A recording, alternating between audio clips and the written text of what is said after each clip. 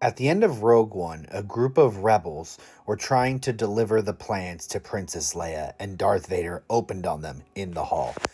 But according to Ramus Antilles, who was actually the captain of the Tantive 4, this is what he had to say about Vader. That thing in the hallway, while we were trying to get off the profundity, it killed at least a dozen of my men, cut them down like they were nothing. Blasters had no effect. It just kept on coming, kept on killing. It was like a nightmare.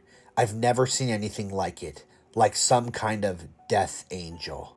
Ramus and Leia exchanged a grim look as they realized what this must mean. To retrieve what had been stolen from them, the Empire had dispatched none other than Darth Vader himself, and that was the most dire news of all.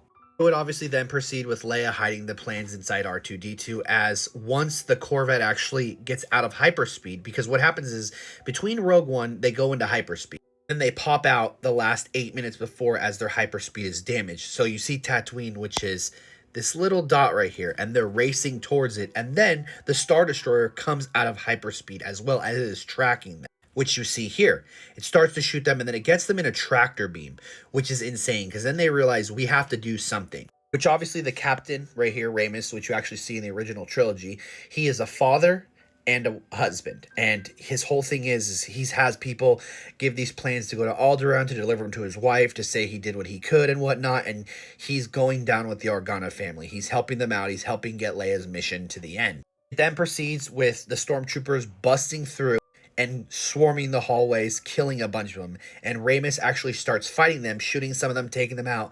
But then he gets hit in the side of the head, and he gets grabbed, and he gets taken to you know who. Which is where we actually get the scene where Darth Vader is grabbing Ramus by the head, and he's like, the plans! And Darth Vader throws him, and he dies there.